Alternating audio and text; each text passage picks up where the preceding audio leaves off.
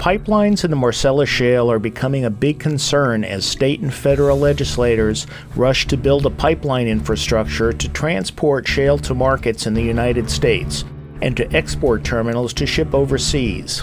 This infrastructure development will bring some money and jobs to the region, along with a host of environmental, health, and quality of life issues for the people living in its path. The Atlantic Sunrise Pipeline is an interstate pipeline applying for eminent domain status, which means that if approved, the company can legally take land from landowners for some compensation. Eminent domain means for public use, yet the Federal Energy Regulatory Commission, or FERC, is considering granting the Williams Corporation and other pipeline companies in the Marcellus Shale region eminent domain status, even though they are private corporations and a good percentage of the gas flowing through those pipelines will be going abroad. This has landowners wondering, who is protecting us? This is the story of two women of very different means. Both are landowners in Columbia County, Pennsylvania, on a stretch of a 178-mile proposed pipeline.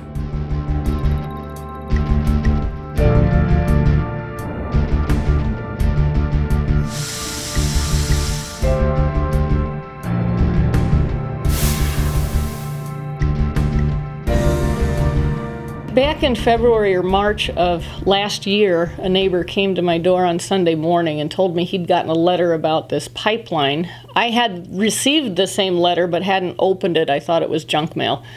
And he was the first person to tell me that there was a potential pipeline coming through the area. I called my another neighbor, and asked him about the pipeline, and he told me it probably wouldn't hurt to give them permission to survey, that they wouldn't do any damage if they just did the surveys. A year ago, Williams sent me a letter stating they were putting the pipeline through at this time. At that time, I didn't know anything about it until I went to a meeting. And that's when I found out more about the pipeline that's coming through at this point now. They came and asked me first if they could survey, and I gave them permission at that point. Then I changed my mind, signed another letter stating I did not want them on my lane anymore to survey. And so far, they have not been on my lane to survey. Well, it was Williams Company, and their local PR person called me several times, told me the surveys that they wanted to come in and do. There was ecological surveys, geological surveys, endangered species surveys. The fence lines are my property lines, so I don't allow anyone on my property unless I'm there. They would give me 48 hours notice most of the time, and I would take off from work to be here when they did their surveys, which caused me to lose a lot of hours last year. Several other complaints about surveyors have troubled landowners. I'm a horse doctor. I've been here in this area with my own practice since 2001.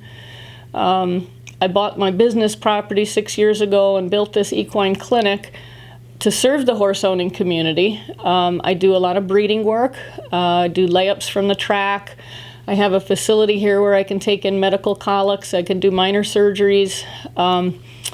I have my own home farm right down the road, and sometimes I have overflow from the clinic that goes down there, so I really use both properties for my business. I've got my pastures fenced with the safest, most expensive fence that's available. So people trust to send their horses to me. I've had people send blind horses here to get bred because they know that the horses won't get hurt. They know it's a veterinarian facility. They don't have to send it to a boarding farm where if there's a problem, they have to call the vet and wait 45 minutes or an hour for the vet to get there. I'm here, and I'm here on and off through all day, many days. Whenever a landowner gets a letter about a pipeline, the advice is always to have a lawyer look at it. At this point right now, I can't afford a lawyer to find anything out about it right now because I don't have the money to do it. And it's costing a lot through a lawyer. I would like to know where we stand, our legal rights here, because if we do not sign the papers, they can come in the eminent domain on us. that why Williams can come in and take my land from me.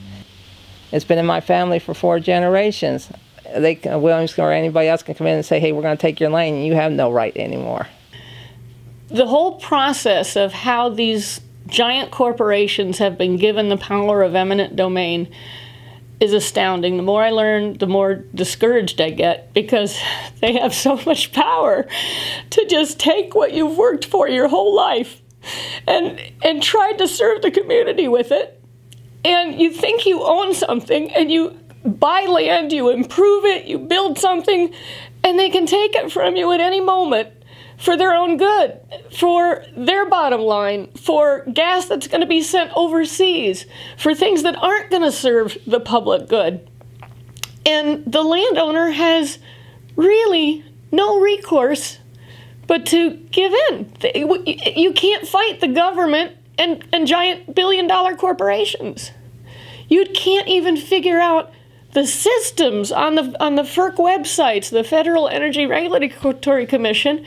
They make it incredibly hard for landowners to stand up for their rights, and basically we have no rights anymore. Even though horizontal fracking for natural gas and its infrastructure have been around in the Marcellus Shale for 10 years, health studies are just being published and are raising some very serious health questions and concerns. They want to build a compressor station about half a mile away from me, up on our hill here. I do know they have a lot of chemicals, cancer-causing chemicals that will go in the air. That will. It's also, it vibrates, and it probably would make a loud noise that people are going to have. And it's going to be like a real shrill noise, and it's going to hurt. You know, it's going to be loud.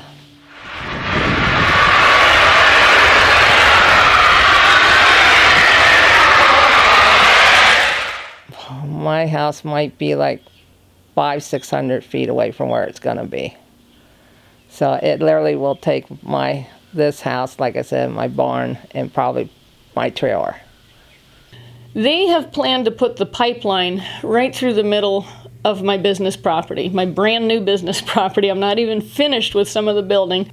The fence that I have is one continuous perimeter. If you go through my fence anywhere, you've lost that entire section. They want to go through the bigger of my 2 pastures and the 2 bigger of my 4 smaller paddocks.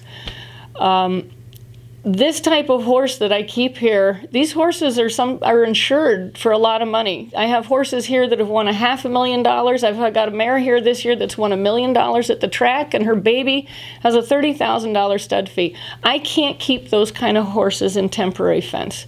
I can't keep them anywhere near heavy equipment and blasting and noise. Horses are fight or flight animals.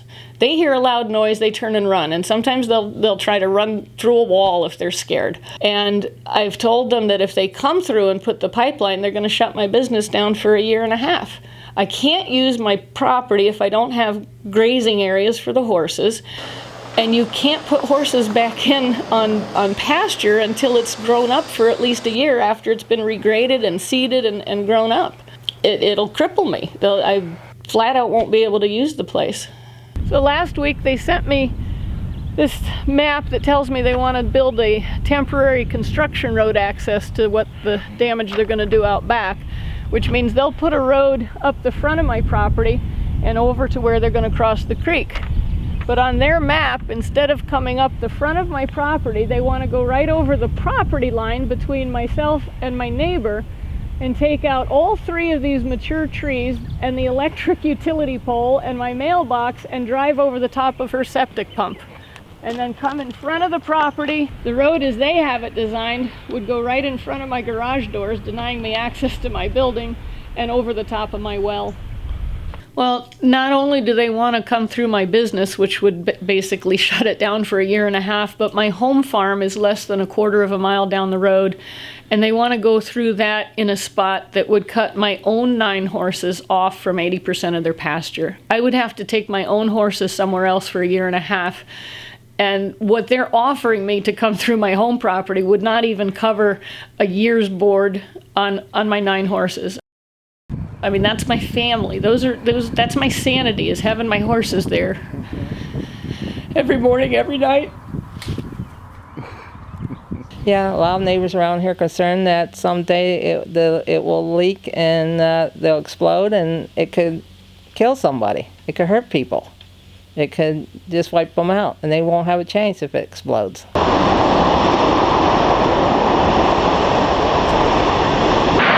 you can kind of feel the heat a little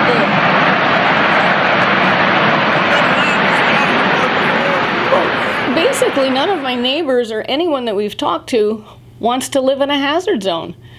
The pipe company will tell you that it's not going to affect your property value, but I've already seen examples of realtors saying, we had a contract on the property and somebody heard about it and dropped the contract. They don't want to live in a hazard zone. They don't want to go to bed every night wondering if they're going to wake up or if the house they come home to is even going to be there. If a pipeline blows, you lose everything. And if you're in the house when it goes, you're toast too. It's a danger that they try to downplay, but it's a very real danger if you're living in the hazard zone. Basically, nobody wants to do it. And a lot of the neighbors, even though the pipeline isn't going over their property, this is a congested area of Buckhorn. Buckhorn's a small community, but they chose to go around the west side of Buckhorn, which has all the houses, the housing developments, businesses, schools, churches, instead of the east side of Buckhorn, which has nothing. You go up behind the mall and behind the Walmart development and it's all cropland. They could have gone over farmland and not put 170 people in Hemlock Township at risk. Pipelines are a byproduct of fracking, yet most Americans don't consider the negative issues until it affects them directly. At first, when I heard about fracking, it didn't bother me because it wasn't in my area at that time. Now it's right here on my back door, and I don't like it at all, the fracking, because it's ruining the earth, it's ruining the water system. If you take those, we have earthquakes now because of mostly the fracking that's going on around here. The weather's changing because of all what they're doing to this earth, climate change, everything. And people are going to realize what happens, especially if these chemicals from that compressor station gets out. People think that, oh, there's no cancer-causing chemicals going to come out, and with the air, the wind, the rain, it's going to be all over. I mean, it's not going to be even here, it's going to be everywhere. Bloomsburg, Danville, eventually. And I'm afraid in a year or 2 years from now, people are going to say, hey, my family's got cancer. Why? Where's it coming from? Well, it's coming from the compressor station, because they release all these chemicals in the air. And then they lie to the public and tell them there's nothing wrong, it's safe. And it's not. There was a big boom in this area. People got all excited about fracking and natural gas. They thought they were going to get rich quick. Everybody was trying to sell their mineral rights and all excited about it. And then as more and more fracking came in, we talked about all the jobs it was going to create, and then we saw that people from out of state were coming in to get the jobs. And then there were problems with some of the wells. People were starting to have trouble with their groundwater, with their well water. Some of the wells were capped because they had so many problems around here. I have nothing against using our natural fossil fuels, but there's got to be some safety measures put in. You just hear more and more problems of the fallout and the negative sides of all the drilling. And I've had clients that had gas drilling in their areas, and there was so much methane in their water that they actually had to stop. They were ruining people's wells, and they actually did stop that particular well. But there's so many stories of other people. It's heartbreaking because after the fact, it's too late. Congressmen should talk to the landowners and see what their feelings are on this, about the gas pipe going through.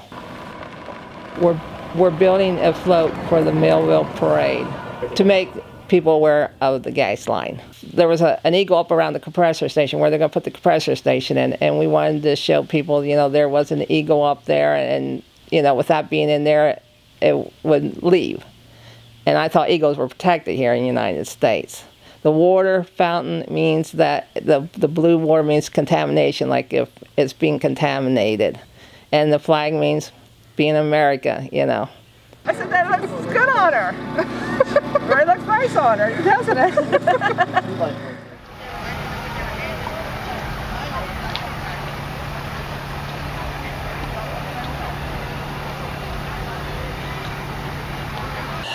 At our anti-pipeline meetings, which we've been having once a month since last fall in Columbia County, we discussed who really has the power to change this. Certainly the landowners don't carry a lot of weight when you talk to Williams or Federal Energy Regulatory Commission, but FERC is really the only organization that has the power to force the company to reroute around dangerous areas or to not approve their application.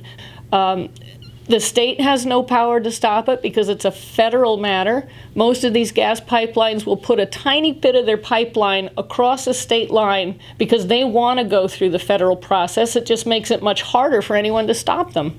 People need to be aware of the fact that this size transmission line, 42-inch high pressure, 1,500 PSI line, if it blows, everything within a fifth of a mile on either side is toast. The definition says that buildings will ignite and be destroyed, and people will not have time to run for safety without being severely burned. Nobody wants to live going to bed every night wondering if you're not going to wake up, or if the house you come home to won't be there because there was a pipeline explosion. The Atlantic Sunrise Pipeline has, according to FERC, unprecedented opposition.